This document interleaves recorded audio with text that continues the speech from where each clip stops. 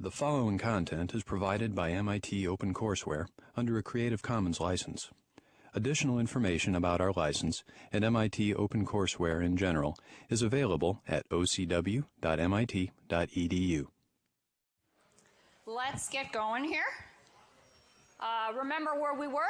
We were trying to figure out the structure of the atom at the beginning of the course. We saw classical physics, classical mechanics fail to describe how that electron and the nucleus hung together. So then we started talking about this wave-particle duality of light and matter. We saw that radiation and matter both can exhibit both wave-like properties and particle-like properties. And it was really important, this observation of Davison and Germer and Thomson, George Thomson, this observation that electrons exhibited interference phenomena. That is, when you took electrons and you scattered them from a nickel single crystal, the electrons scattered back as if they were behaving as waves. There were diffraction phenomena or interference phenomena, light, bright, dark, bright patterns of electrons. Okay? And and actually that Davison and Germer paper is on our website. You can welcome to take a look at that.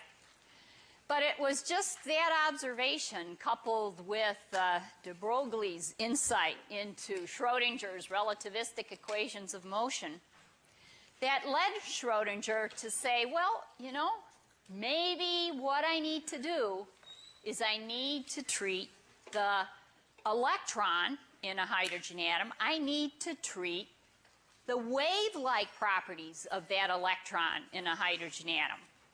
Maybe that's the key. In particular, maybe that's the key because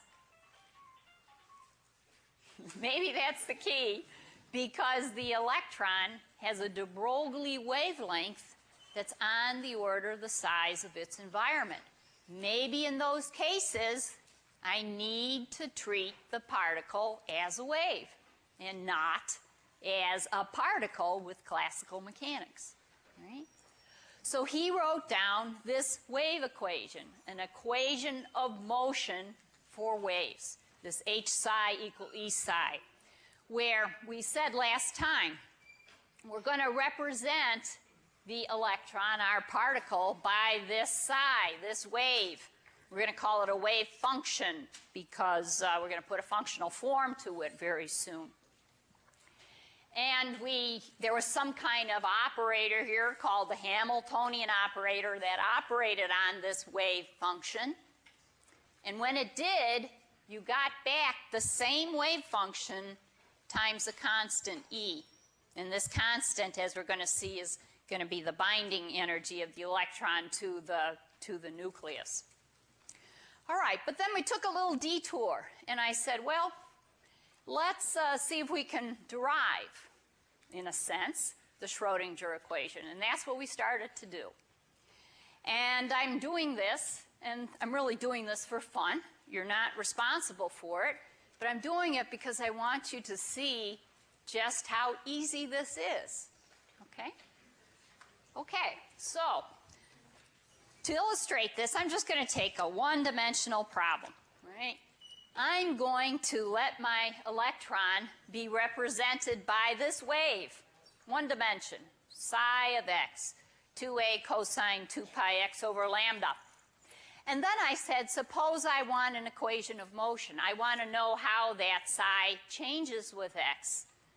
Well, you already know that if I take the derivative of psi with x, that's going to tell me how psi changes with x, and we did that last time.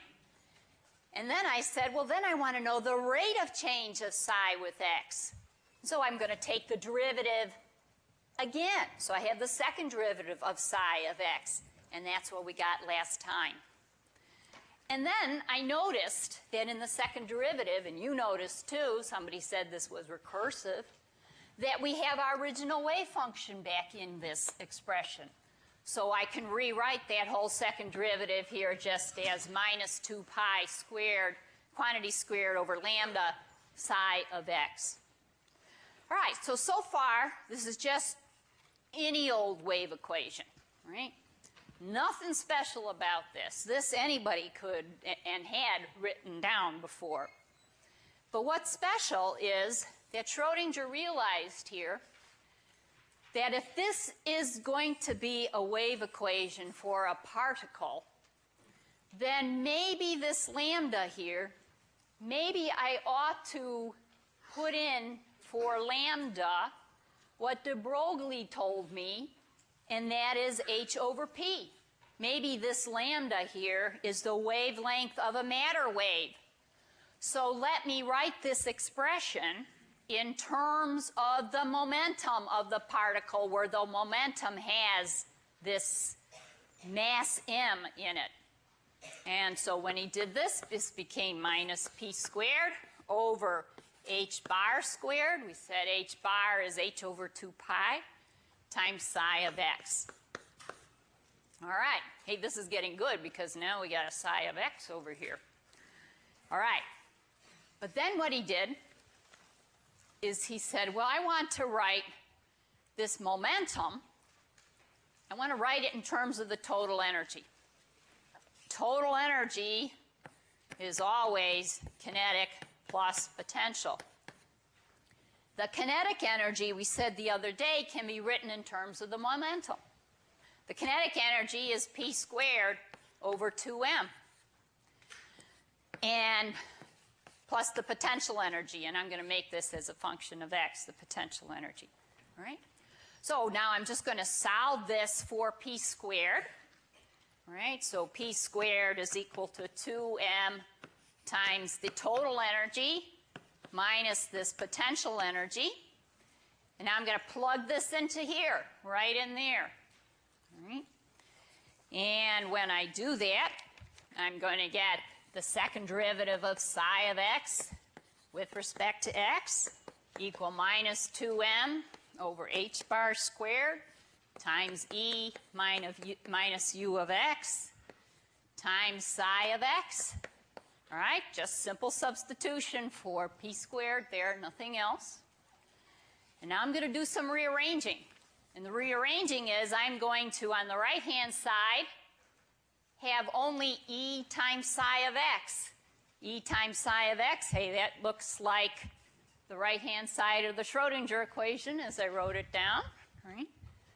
So that's good. So when I rearrange this, I get minus h bar squared over 2m times the second derivative of psi of x with respect to x plus u of x times psi of x equal e times psi of x. All right? And now I'm going to pull out a psi of x here. So that's minus h bar squared over 2m, second derivative with respect to x, plus u of x, the quantity times psi of x, equal e times psi of x. And guess what? We got it. Right? We got it because all of this, right, all of this is what we define as the Hamiltonian. All of this is h hat. H hat operating on psi of x gives us e times psi of x. All right? This Hamiltonian, as you will learn later on, this is a kinetic energy operator. This is the potential energy operator operating on psi. That's the Schrödinger equation, right? It's hardly a derivation. It's taking derivatives. It's a wave equation.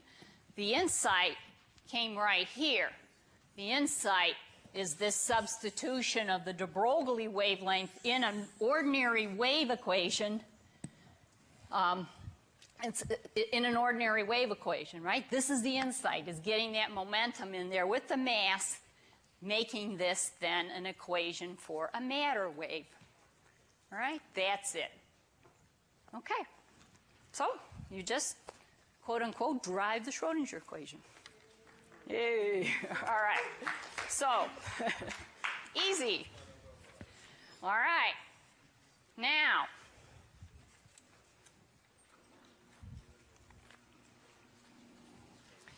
So, bottom line here is that the Schrödinger equation is to quantum mechanics, like Newton's equations are to classical mechanics. When the wavelength of a particle is on the order of the size of its environment, the equation of motion that you have to use to describe that particle moving within some potential field, u of x, or you have to use this equation of motion and not Newton's equations. Newton's equations don't work to describe the motion of any particle whose wavelength is on the order of the size of the environment. All right? It just doesn't work. Now, just as an aside, classical mechanics really is embedded in quantum mechanics. That is, if you took a problem and solved it quantum mechanically, and you solved the problem, a problem for which the wavelength of a particle was much, much greater than the size of the environment, which is the classical limit, quantum mechanics would give you the right answer, right? In other words, say you took some problem where the wavelength of the particle is larger than the size of the environment. That's a problem where you would normally use classical mechanics. But if you use quantum mechanics, you would get the right answer if you could solve the problem. The equations are very difficult, but in principle, you would get the right answer. However, if you took a quantum mechanical problem, that is a problem where the wavelength of the particle is on the order of the size of the environment, and you use classical mechanics, well, you won't get the right answer, right? Because kind of classical mechanics is, in a sense, a subset. It's contained within quantum mechanics, all right? It's a limit of quantum mechanics, all right? So we have to learn a new kind of mechanics here, this mechanics for the motion of waves. Okay. So now, for a hydrogen atom, we have to think of the wave function in 3 dimensions instead of just 1 dimension here. And so we're going to have to describe the particle in terms of 3 position coordinates. Usually you use Cartesian coordinates, x, y, and z, but this problem is soluble exactly if we use spherical coordinates. So how many of you have had spherical coordinates before and know what we're talking about? Okay, not everybody, right? Okay. All right, so if I gave you an x, y, and z for this electron in this atom where the nucleus was pinned at the origin, if I gave you an x, y, and z coordinate, you'd know where that electron was. But alternatively, I could tell you the position of this electron using spherical coordinates. That is, I could tell you what the distance is of the electron from the nucleus. I'm going to call that r. That will be one of the variables. I could then also tell you this angle theta. Theta is the angle that r makes from the z-axis. That's the second coordinate. And then finally, the third coordinate is phi. Phi is the angle made by the following. If I take the electron and I drop a perpendicular to the xy plane, right, and then I draw a line here, well, the angle between that line and the x-axis, that's the angle phi. So instead of giving you x, y, and z, I'm just going to give you r, theta, and phi in spherical coordinates, all right? And now, this wave function is also a function of time, and I'll talk about that a little bit probably next time. All right, so that's the wave function that is in some way going to represent our electron. I haven't told you exactly yet how psi represents the electron, and I won't tell you that for another few days. Question? Yeah, in math, yeah. And theta is only in the xy plane. Okay. Is that different? No, it will just, I actually thought this is the way the book set it up, but I may have it backwards. From my experience, chemistry does it backwards. Right, right. I think this is the way our book does it, sets it up. So let's see, it won't make a difference in any of the problems we solve here, but in general, if you're given a problem to solve, you're going to have to look and see how they define their coordinate system. Okay? Okay. Actually, somebody else asked me that the other day. Right, right. Okay. All right, so now what we've got to do is we actually have to set up the Hamiltonian for the hydrogen atom. That is, we have to set up the Hamiltonian specifically for the hydrogen atom. And we've got to set it up in terms of spherical coordinates, r, theta, and phi. And when we do that, and we're not actually going to do that, but when we do that, that's what the Hamiltonian looks like. Okay? Yeah. And actually, you know, this is in 3 dimensions, and so if I were doing it in the x, y, z, what I would have here is a second derivative with respect to y plus a second derivative with respect to z. All right? That's what it would look like in 3 dimensions in Cartesian coordinates. But when I transform from Cartesian coordinates to spherical coordinates, and that's an exercise which takes 5 pages, and everybody should have that experience once in their life, but maybe now is not the right time for that experience. You do get this, okay? And essentially what this is, the Hamiltonian, is a sum of second derivatives with respect to each one of the coordinates. Because essentially this term, hey, that's a second derivative with respect to r. This term's a second derivative with respect to theta. This term's a second derivative with respect to phi. All right? So that's the specific Hamiltonian. These are all kinetic energy operators, as you will learn later on. And then there's this term here, U of r. Hey, this U of r, what is that? What is U of r? Potential energy, right? It's the Coulomb potential energy of interaction. It is isotropic, meaning it's the same at all angles. The only thing it depends on is the distance of the electron from the nucleus. It only depends on r. It doesn't depend on theta and phi. Okay. All right, so that is the Schrödinger equation for the hydrogen atom. All right, it's a differential equation, second order ordinary differential equation. In 1803, you're going to learn how to solve that. In 561 or 804, I think it is in physics, in quantum mechanics, you're going to solve that. You can do that. It's not hard. Okay. But what do I mean when I say solve? What I mean is that we're going to calculate these E's, these binding energies, this constant in front of the psi. That's called an eigenvalue for those of you who might know something already about these kinds of differential equations. This E here, it's the binding energy of the electron to the nucleus. We're going to look at those results in just a moment. And the other quantity we're going to solve for here is psi. What we're going to want to find is the actual functional form for the wave functions that we can get out of solving this differential equation, right? The actual functional form for psi. The functional form is going to be more complicated than what I wrote here, right? Okay, but we can get that, and we'll look at that in a few days from now. And those wave functions, hey, you know what those wave functions are? Those wave functions are what you studied in high school as orbitals. You talked about an s orbital, p orbital, d orbital. Hey, orbitals are wave functions. That's where they come from, orbitals, from solving the Schrödinger equation. Now, specifically, orbitals are the spatial part of a wave function.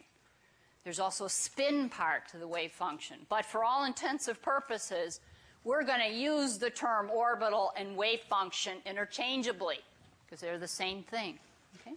Question? How is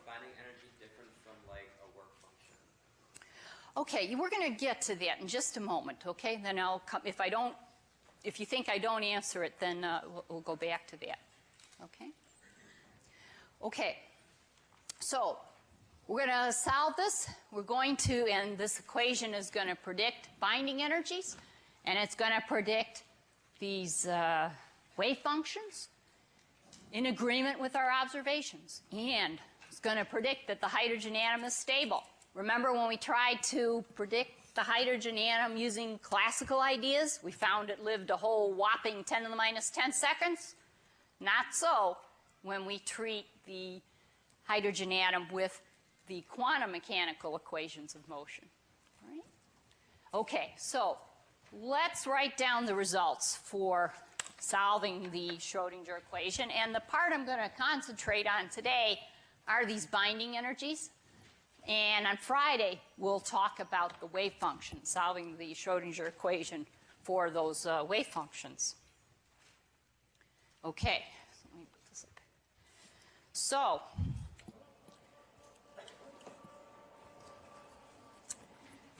what does the binding energy look like? Well, the binding energies here, coming out of the Schrödinger equation, look like this: minus 1 over n squared times m e to the 4th over 8 epsilon naught squared times 8 squared.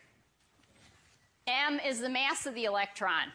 E is the charge on the electron. Epsilon naught is this permittivity of vacuum we talked about before. This is a conversion between ESU units and SI units. H, Planck's constant. Planck's constant is ubiquitous. It's everywhere, right? What we typically do is we lump these constants together. And we call those constants a new constant. We call it the Rydberg constant, R sub h, right? And so our expression is equal to minus 1 over R sub h over n squared. The value of R sub h here, the value of R sub h is equal to 2.17987 times 10 to the minus 18 joules. All right, that's a number that you're going to use a lot in the next few days. All right, but what you also see here is an n. What's n? Well, n is what we call the principal quantum number. And its allowed values are integers, where the integers start with 1, 2, 3, all the way up to n is equal to infinity. Okay. Well, let's try to understand this a little bit more by looking at an energy level diagram again. And, okay, we need to turn, okay, good. All right, so I'm just plotting here energy. Here's the zero of energy, right? Here's the expression for the energy levels that come out of the Schrödinger equation.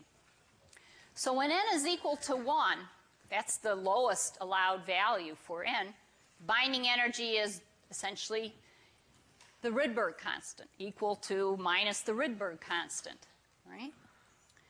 But our equation says the binding energy of the electron can also be this value, because when n is equal to 2, well, the binding energy now is only a quarter of the Rydberg constant. It's higher in energy. When n is equal to 3, well, the binding energy of that electron to the nucleus is a 9th of the Rydberg constant. When it's equal to 4, it's a 16th. When it's equal to 5, it's a 25th. When it's equal to 6, it's a 36th. So on, so on, so on, until it gets n equal to infinity. When n is equal to infinity, then the binding energy is 0. When n is equal to infinity, the electron and the nucleus are no longer bound. They're separated from each other. They don't hang together when n is equal to infinity.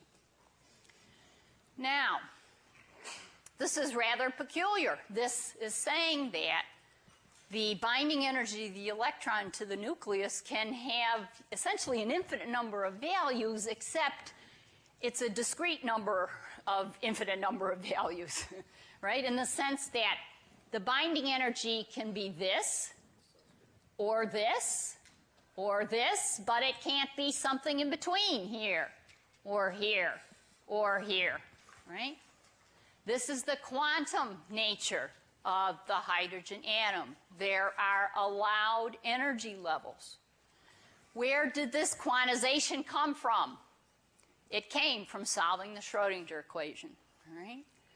When you solve a differential equation, as you will learn, and that differential equation applies to some physical problem, in order to make that differential equation specific to your physical problem, you often have to apply something called boundary conditions to the problem. When you do that, that's when this quantization comes out. It drops out of solving the differential equation. What are boundary conditions? Well, remember I told you in the spherical coordinate system, r, theta, phi. Well, phi, sweeps from 0 to 360 degrees.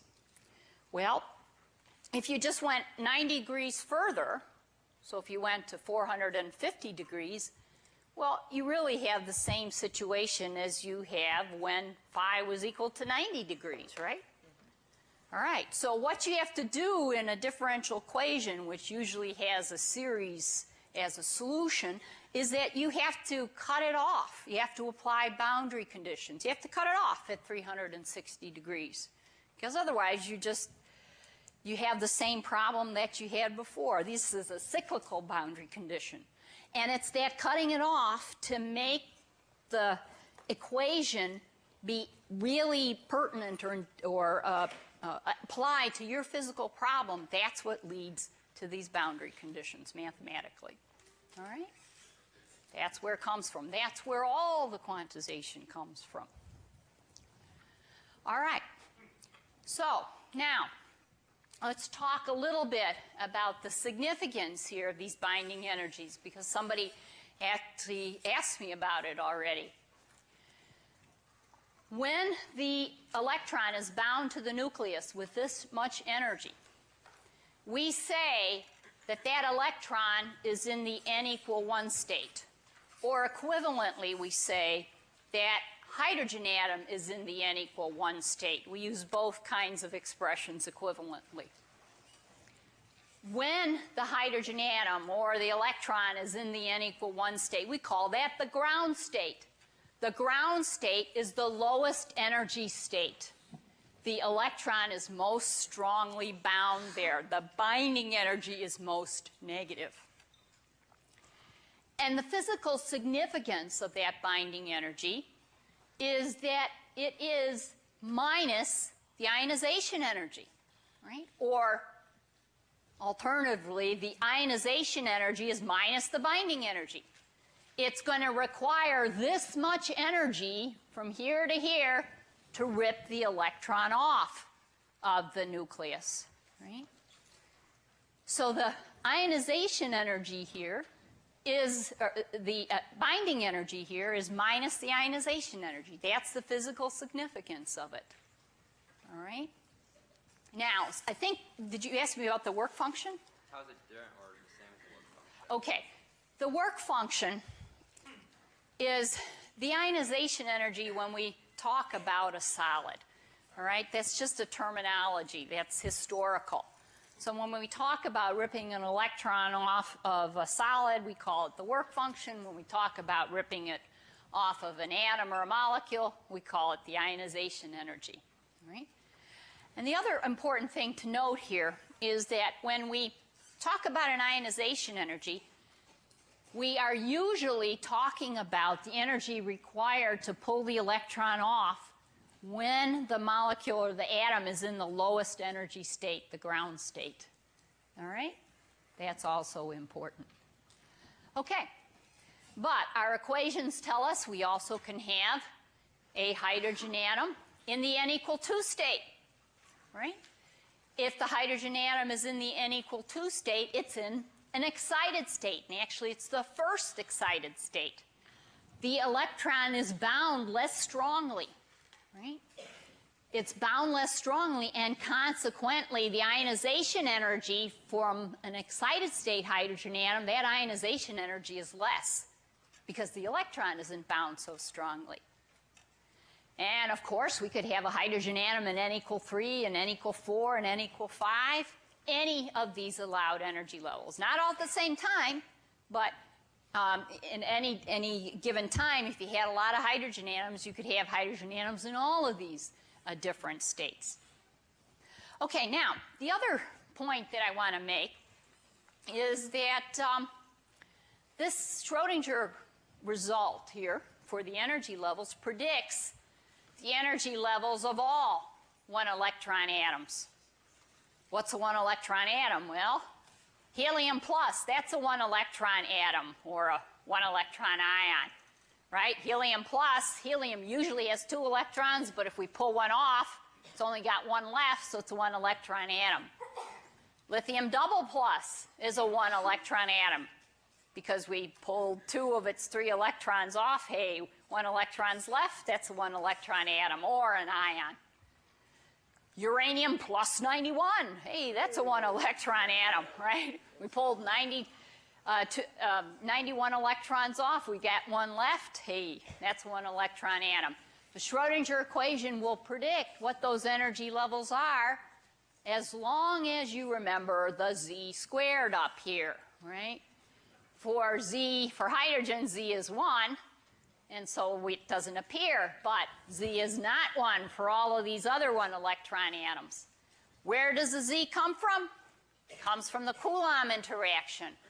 The potential energy of interaction is the charge on the electron times the charge on the nucleus, which is z times e.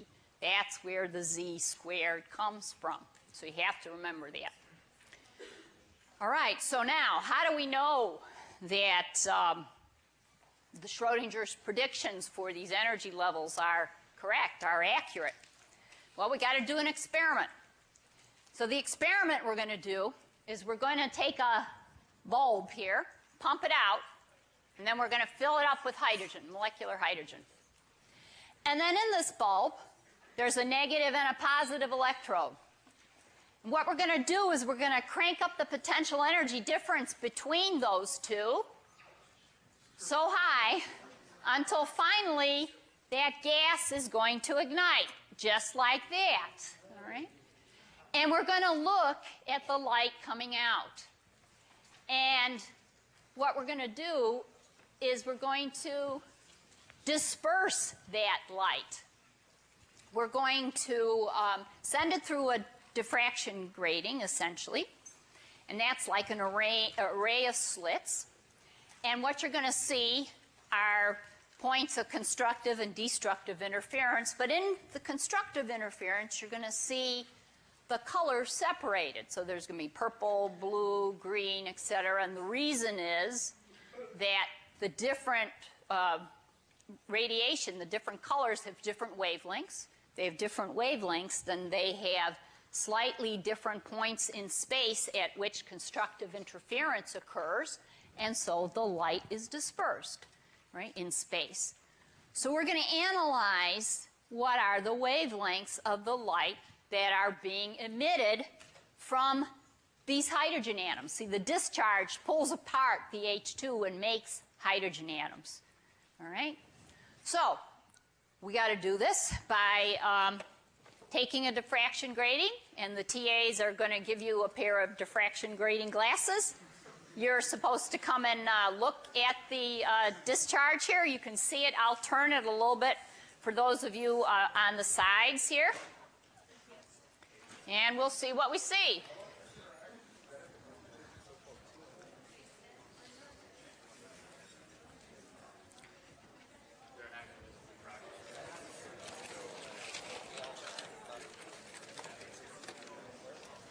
Okay, sorry.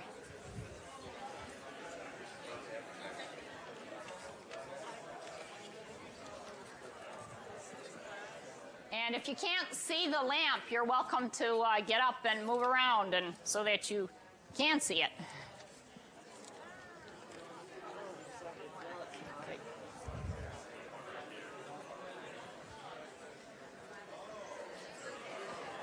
Thank you. Can you do this light too? This one over here, sir? Can you move this one away? All right.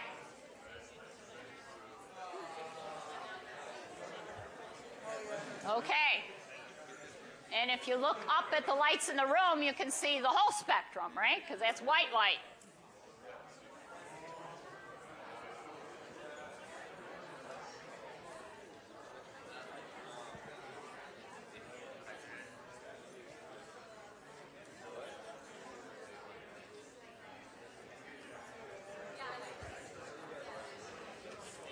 All right. So,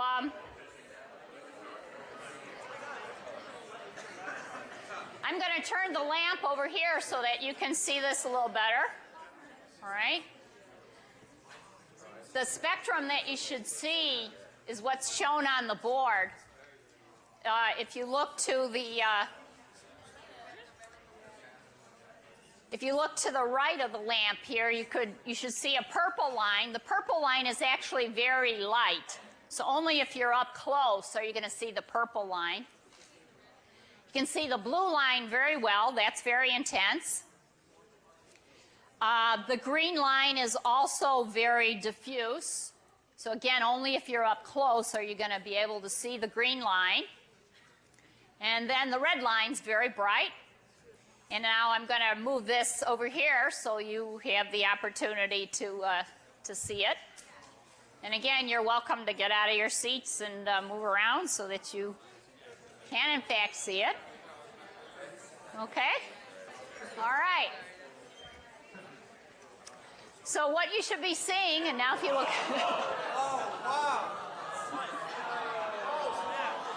Hey, interference phenomena works, huh?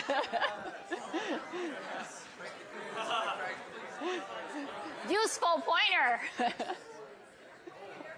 I can't tell which one I'm pointing. No, right.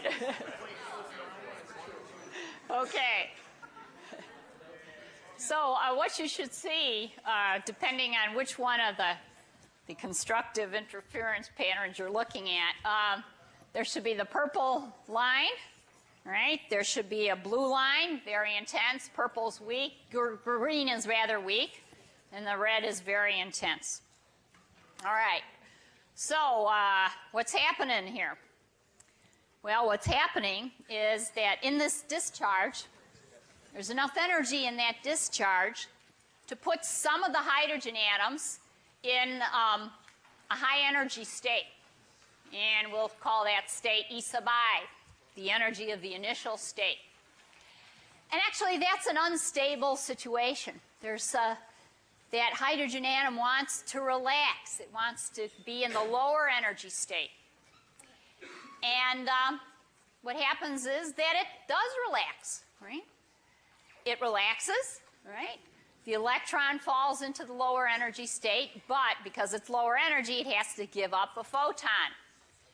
And so the photon that is emitted, the energy of that photon has to be exactly the difference in energy between the energy of the initial state and the final state, right? That's the quantum nature of the hydrogen atom. The photon that comes out has to have that energy difference exactly. And therefore, the frequency here of the radiation coming out is going to correspond to that exact energy difference. All right? And for the different energies, for the different transitions, you're going to have very specific values of the frequency of the radiation or the wavelength of the radiation. So, for example, some of those hydrogen atoms in this discharge, they've been excited to this excited state, which we'll call B. The energy difference between B and this ground state here is small. Therefore, we're going to have some radiation that is low frequency because delta E, the difference in the energy between the two states, is small. And then there are going to be some hydrogen atoms that are going to be excited to this state, the A state. And relatively speaking, that energy difference is large. So there are going to be some hydrogen atoms that are going to be relaxing to this ground state. And when they do, since that energy difference is large, the frequency of the radiation coming off, it's going to be high. Or correspondingly, the frequency of the radiation, the wavelength of the radiation coming off is going to be low because the wavelength is inversely proportional to the frequency. And likewise, for this transition, we're going to have some long wavelength radiation emitted. All right, well, let's see if we can understand specifically the spectrum here in the visible range for the hydrogen atom. So what I've done is to draw an energy level diagram again. Here's the energy of n equal 1, n equal 2, n equal 3, etc. Here's the n equal infinity up here. All right, so it turns out that this purple line, that's a transition from a hydrogen atom in the n equal 6 state to the n equal 2 state. That blue line is a transition from n equal 5 to n equal 2. The green line is a transition from n equal 4 to n equal 2. And the red line from n equal 3 to n equal 2. Notice that since this energy difference here, since this energy difference is small, right, this line has a long wavelength. Since this energy difference is larger, this line has a shorter wavelength. So all of these transitions that you're seeing in the visible range, all of these transitions have the final state of n is equal to 2. Now, how do we know that the Schrödinger equation is making predictions that are consistent with the frequencies or the wavelengths of the radiation that we observe here? Well, we got to do a plug here. This is the frequency that we would expect. It's the energy difference between two states over h. Here's the initial energy, here's the final energy.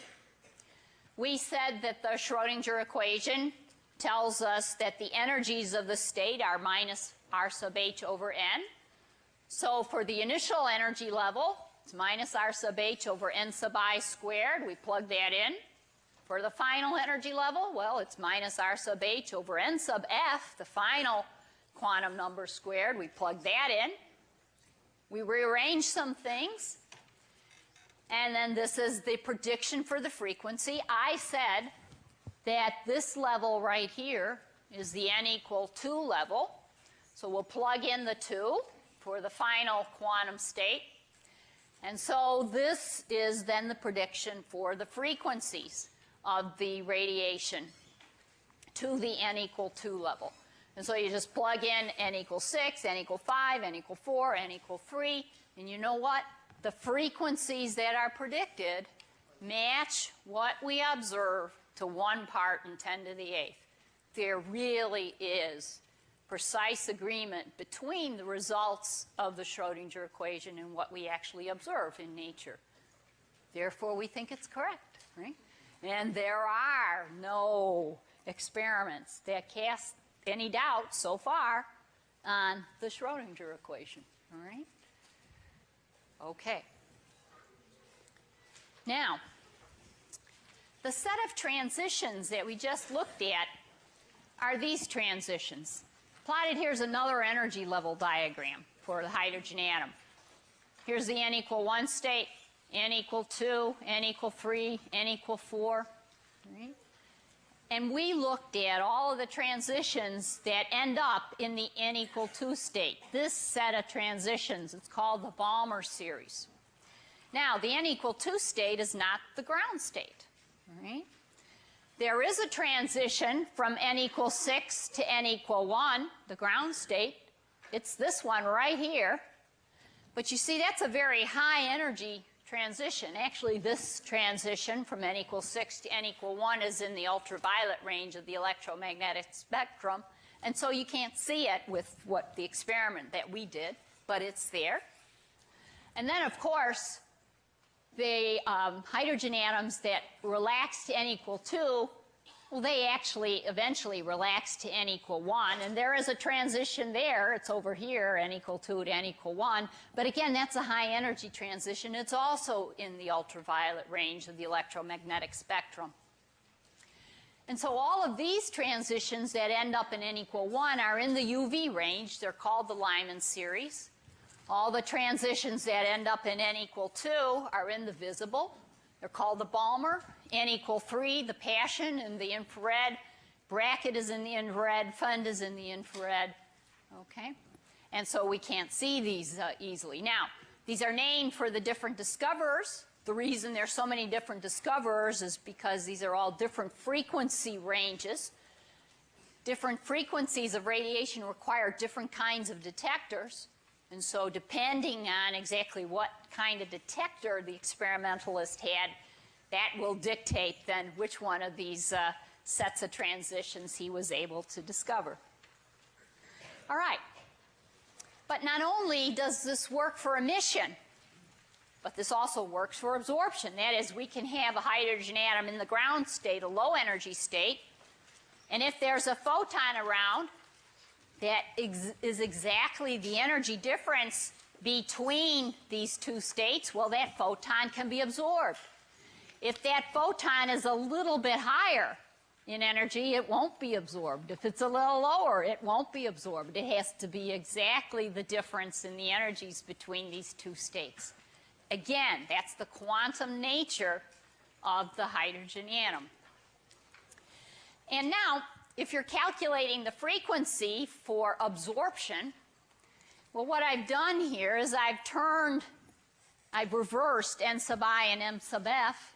So this is 1 over n sub I squared instead of 1 over n sub f squared, which was the case in emission.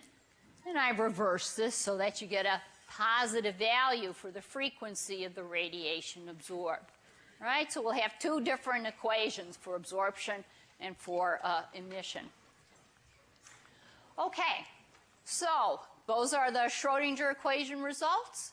I forgot to announce there's a forum this evening from 5 to 6.